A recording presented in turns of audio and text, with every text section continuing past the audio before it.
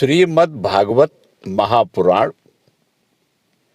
पंचम स्कंध पहला अध्याय। ओम नमो भगवते वासुदेवाय। प्रियव्रत चरित्र। राजा परीक्षित ने पूछा, मुने, महाराज प्रियव्रत तो बड़े भगवत भक्त और आत्माराम थे, उनकी गृहस्थाश्रम में कैसे रुचि हुई, जिसमें फंसने के कारण मनुष्य को अपने स्वरूप की विस्मृति होती है और वह कर्म बंधन में बंध जाता है। विप्रवर, निश्चय ही ऐसे निसंग महापुरुषों का इस प्रकार गृहस्थाश्रम में अभिनिवेश होना उचित नहीं है। इसमें किसी प्रकार का संदेह नहीं कि जिनका चित्त पुण्य कीर्ति श्री हरि के चरणों की शीतल छाया का आश्रय लेकर शांत हो गया है, उन महापुरुषों की कुटुंबादि में कभी आसक्ति नहीं रह सकती। ब्राह्मण, मुझे इस बात का बड़ा संदेह है कि महाराज प्रियव्रत ने स्त्री, घर और पुत्र आदि में आसक्त रहकर भी किस प्रकार सिद्धि प्राप्त कर ली और क्यों कर उनकी भगवान श्री कृष्ण में अविचल भक्ति हुई। श्री सुखदेव जी बोले, राजन, तुम्हारा कथन बहुत ठीक है।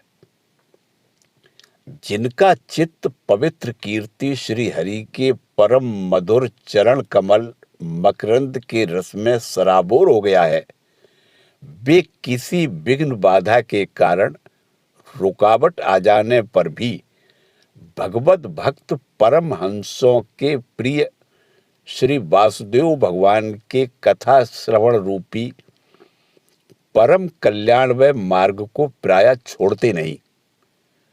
राजन, राजकुमार प्रियव्रत बड़े भगवत भक्त थे। श्री नारद जी के चरणों की सेवा करने से उन्हें सहज में ही परमार्थ तत्व का बोध हो गया था। वे ब्रह्म सत्र की दीक्षा, निरंतर ब्रह्माभ्यास में जीवन बिताने का नियम लेने वाले ही थे कि उसी समय उनके पिता स्वयंभुव मनु ने उन्हें पृथ्वी पालन के लिए शास्त्र में बताए हुए सभी श्रेष्ठ गुणों से पूर्णतया संपन्न देख राज्य शासन के लिए आज्ञा दी। किंतु प्रियव्रत अखंड समाधि योग के द्वारा अपनी सभी इंद्रियों और क्रियाओं को भगवान वासुदेव के चरणों में ही समर्पण कर चुके थे। अतः पिता की आज्ञा किसी प्रकार उल्लंघन करने योग्य न होने पर भी यह सोचकर कि राज्याधिकार पाकर मेरा आत्मस्वरूप स्त्री, पुत्र आदि असत प्रपंच से आच्छादित हो जाएगा, राज्य और कुटुंब की चिंता में फंसकर मैं परमार्थ तत्व को प्रायः भूल जाऊंगा, उन्होंने उसे स्वीकार नहीं किया। आदिदेव स्वयंभू भगवान ब्रह्मा जी को निरंतर इस गुणमय प्रपंच की वृद्धि का ही विचार रहता है। वे सारे संसार के जीवों का अभिप्राय जानते रहते हैं। जब उन्होंने प्रियव्रत की ऐसी प्रवृत्ति देखी, तब वे मूर्तिमान चारों वेद और मरीचि आदि पार्षदों को साथ लिए अपने लोक से उतरे। आकाश में जहां तहां विमानों पर चढ़े हुए इंद्र आदि प्रधान प्रधान देवताओं ने उनका पूजन किया तथा मार्ग में टोलियां बांधकर आए हुए सिद्ध, गंधर्व, साध्य, चारण और मुनिजन ने स्तवन किया। इस प्रकार जगह जगह आदर सम्मान पाते वे साक्षात नक्षत्रनाथ चंद्रमा के समान गंधमादन की घाटी को प्रकाशित करते हुए प्रियव्रत के पास पहुंचे। प्रियव्रत को आत्मविद्या का उपदेश देने के लिए वहां नारद जी भी आए हुए थे। ब्रह्मा जी के वहां पहुंचने पर उनके वाहन हंस को देखकर देवर्षि नारद जान गए कि हमारे पिता भगवान ब्रह्मा जी पधारे हैं। अतः वे स्वयंभुव मनु और प्रियव्रत के सहित तुरंत खड़े हो गए और सबने उनको हाथ जोड़कर प्रणाम किया। परीक्षित, नारद जी ने उनकी अनेक प्रकार से पूजा की और सुमधुर वचनों में उनके गुण और अवतार की उत्कृष्टता का वर्णन किया। तब आदि पुरुष भगवान ब्रह्मा जी ने प्रियव्रत की ओर मंद मुस्कान युक्त दया दृष्टि से देखते हुए इस प्रकार कहा। श्री ब्रह्मा जी बोले, बेटा, मैं तुमसे सत्य सिद्धांत की बात कहता हूं, ध्यान देकर सुनो। तुम्हें अप्रमेय श्री हरि के प्रति किसी प्रकार की दोष दृष्टि नहीं रखनी चाहिए। तुम ही क्या, हम, महादेव जी, तुम्हारे पिता स्वयंभुव मनु और तुम्हारे गुरु ये महर्षि नारद भी विवश होकर उन्हीं की आज्ञा पालन करते हैं। उनके विधान को कोई भी देहधारी न तो तप, विद्या, योग बल या बुद्धि बल से, न अर्थ या धर्म की शक्ति से और न स्वयं या किसी दूसरे की सहायता से ही टाल सकता है। प्रियवर, उसी अव्यक्त ईश्वर के दिए हुए शरीर को सब जीव जन्म, मरण, शोक, मोह, भय और दुख सुख का भोग करने तथा कर्म करने के लिए सदा धारण करते हैं।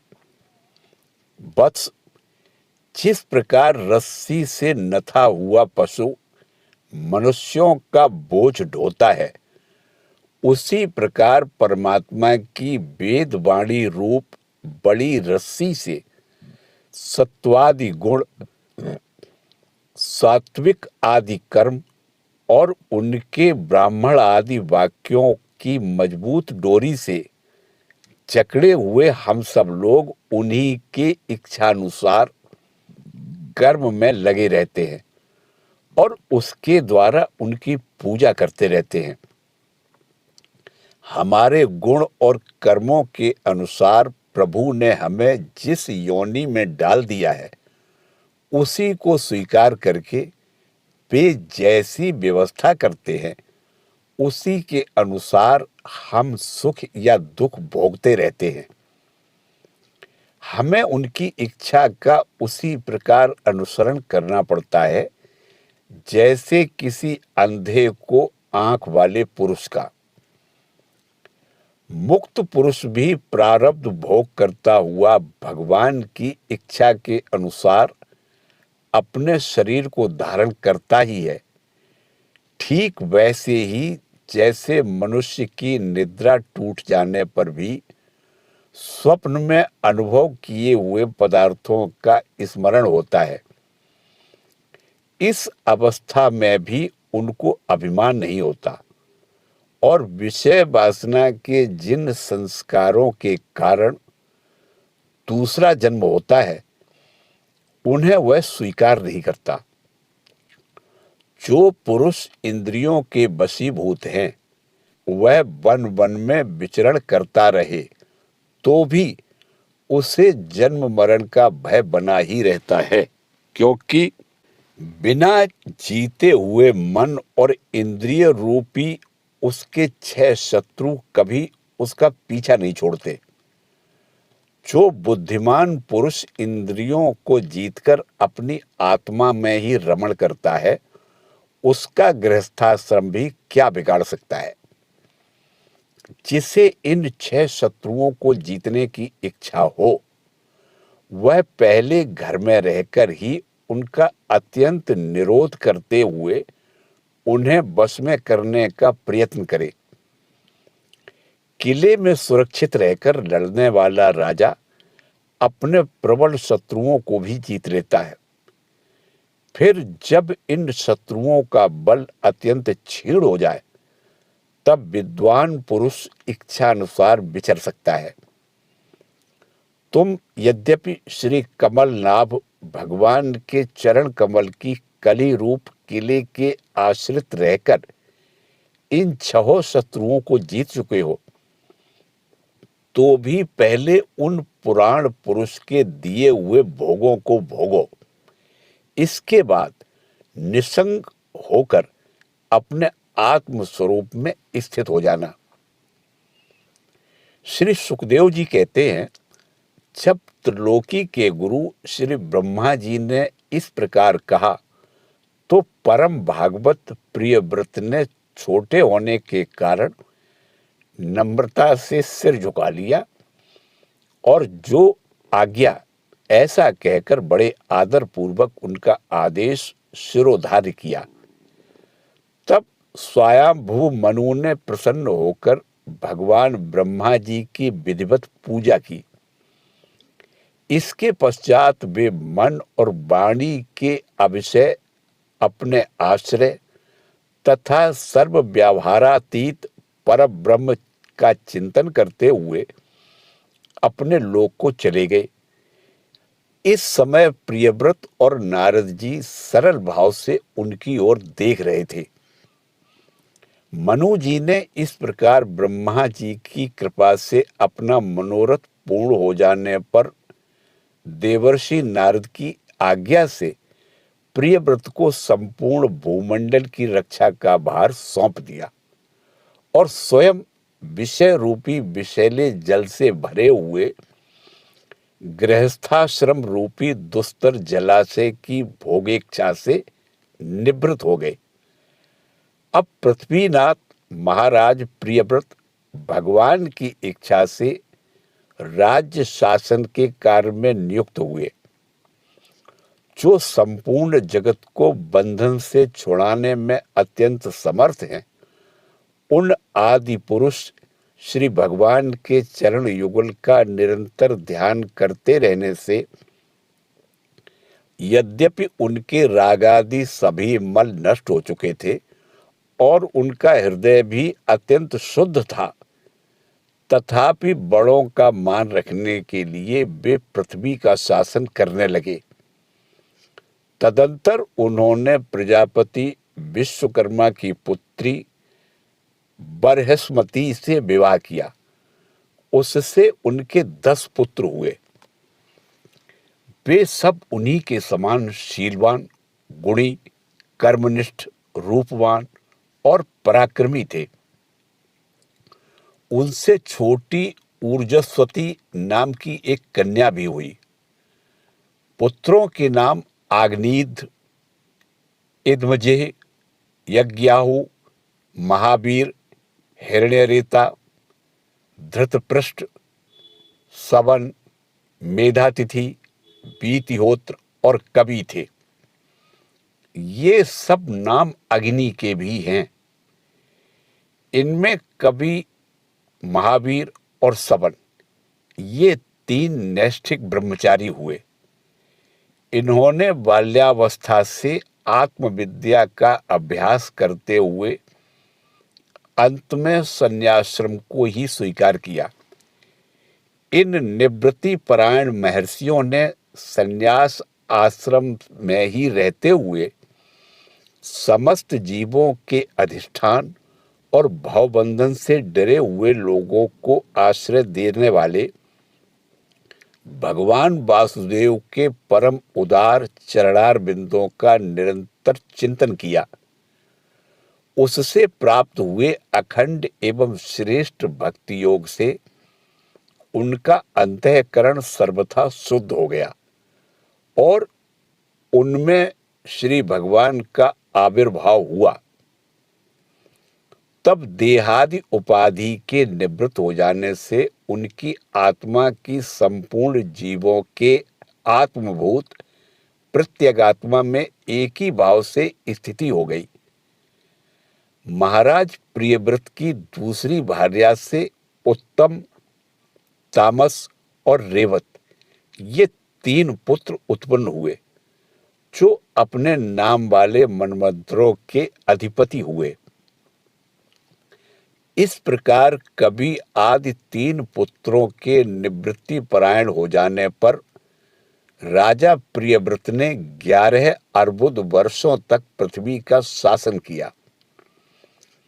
जिस समय वे अपनी अखंड पुरुषार्थमयी और वीरशालिनी भुजाओं से धनुष की डोरी खींचकर टंकार करते थे, उस समय डर के मारे सभी धर्मद्रोही न जाने कहां छिप जाते थे।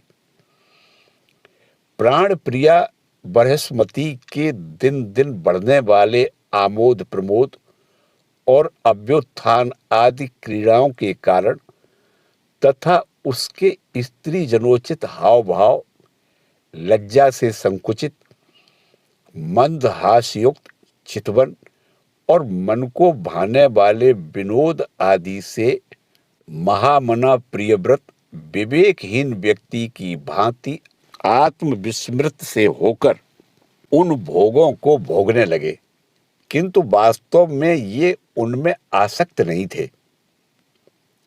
एक बार इन्होंने जब यह देखा कि भगवान सूर्य सुमेरु की परिक्रमा करते हुए लोकालोक पर्यंत पृथ्वी के जितने भाग को आलोकित करते हैं, उसमें से आधा ही प्रकाश में रहता है और आधे में अंधकार छाया रहता है, तब उन्होंने इसे पसंद नहीं किया। तब उन्होंने यह संकल्प लेकर कि मैं रात को भी दिन बना दूंगा, सूर्य के समान ही वेगवान एक ज्योतिर्मय रथ पर चढ़कर द्वितीय सूर्य की ही भांति उनके पीछे पीछे पृथ्वी की 7 परिक्रमाएं कर डाली। भगवान की उपासना से उनका अलौकिक प्रभाव बहुत बढ़ गया था। उस समय उनके रथ के पहियों से जो लीकें बनी, वे ही 7 समुद्र हुए। उनसे पृथ्वी में 7 द्वीप हो गए। उनके नाम क्रमशः जम्बू, प्लक्ष, शाल्मली, कुश, क्रौष्ठ, शाक और पुष्कर द्वीप हैं। इनमें से पहले पहले की अपेक्षा आगे आगे के द्वीप का परिमाण दूना है और ये समुद्र के बाहरी भाग में पृथ्वी के चारों ओर फैले हुए हैं। 7 समुद्र क्रमशः खारे जल, ईख के रस, मदिरा, घी, दूध, मट्ठे और मीठे जल से भरे हुए हैं। ये 7 द्वीपों की खाइयों के समान है और परिमाण में अपने भीतर वाले द्वीप के बराबर है। इनमें से एक एक क्रमशः अलग अलग 7 द्वीपों को बाहर से घेरकर स्थित है। बृहस्पति पति महाराज प्रियव्रत ने अपने अनुगत पुत्र आग्नेध्र, इदमजेह, यज्ञबाहु, हिरण्यरेता, धृतपृष्ठ, मेधातिथि और वीतहोत्र में से क्रमशः एक एक को उक्त जम्बू आदि द्वीपों में से एक एक का राजा बनाया। उन्होंने अपनी कन्या ऊर्जस्वती का विवाह शुक्राचार्य से किया। उसी से शुक्र कन्या देवयानी का जन्म हुआ। राजन, जिन्होंने भगवत चरणार बिंदों की रज के प्रभाव से शरीर के भूख, प्यास, शोक, मोह और जरा मृत्यु आदि इन 6 गुणों को अथवा मन के सहित 6 इंद्रियों को जीत लिया है, उन भगवत भक्तों का ऐसा पुरुषार्थ होना कोई आश्चर्य की बात नहीं है, क्योंकि वर्ण बहिष्कृत चांडाल आदि नीच योनि का पुरुष भी भगवान के नाम का केवल एक बार उच्चारण करने से तत्काल संसार बंधन से मुक्त हो जाता है। इस प्रकार अतुलनीय बल पराक्रम से युक्त महाराज प्रियव्रत एक बार अपने को देवर्षि नारद के चरणों की शरण में जाकर भी पुनः दैववश प्राप्त हुए प्रपंच में फंस जाने से अशांत सा देख मन ही मन विरक्त होकर इस प्रकार कहने लगे, ओह, बड़ा बुरा हुआ। मेरी विषय लोलुप इंद्रियों ने मुझे इस अविद्या जनित विषम विषय रूप अंधकूप में गिरा दिया। बस बस बहुत हो लिया। हाय, मैं तो स्त्री का क्रीड़ा मृग ही बन गया। उसने मुझे बंदर की भांति नचाया। मुझे धिक्कार है, धिक्कार है। इस प्रकार उन्होंने अपने को बहुत कुछ बुरा भला कहा। परम आराध्य श्री हरि की कृपा से उनकी विवेक दृष्टि जागृत हो गई। उन्होंने यह सारी पृथ्वी यथा योग्य अपने अनुगत पुत्रों में बांट दी और जिसके साथ उन्होंने तरह तरह के भोग भोगे थे, उस अपनी राजरानी को साम्राज्य लक्ष्मी के सहित मृत देह के समान छोड़ दिया तथा हृदय में वैराग्य धारण कर भगवान की लीलाओं का चिंतन करते हुए उसके प्रभाव से श्री नारद जी के बतलाए हुए मार्ग का पुनः अनुसरण करने लगे। महाराज प्रियव्रत के विषय में निम्नलिखित लोकोक्ति प्रसिद्ध है। राजा प्रियव्रत ने जो कर्म किए उन्हें सर्वशक्तिमान ईश्वर के सिवा और कौन कर सकता है। उन्होंने रात्रि के अंधकार को मिटाने का प्रयत्न करते हुए अपने रथ के पहियों से बनी हुई लीकों से ही 7 समुद्र बना दिए। प्राणियों के सुविधे के लिए, जिससे उनमें परस्पर झगड़ा न हो, द्वीपों के द्वारा पृथ्वी के विभाग किए और प्रत्येक द्वीप में अलग अलग नदी, पर्वत और वन आदि उसकी सीमा निश्चित कर दी। वे भगवत भक्त नारद आदि के प्रेमी भक्त थे। उन्होंने पाताल लोक के, देवलोक के, मर्त्यलोक के तथा कर्म और योग की शक्ति से प्राप्त हुए ऐश्वर्य को भी नरक तुल्य समझा था। ओम नमो भगवते वासुदेवाय।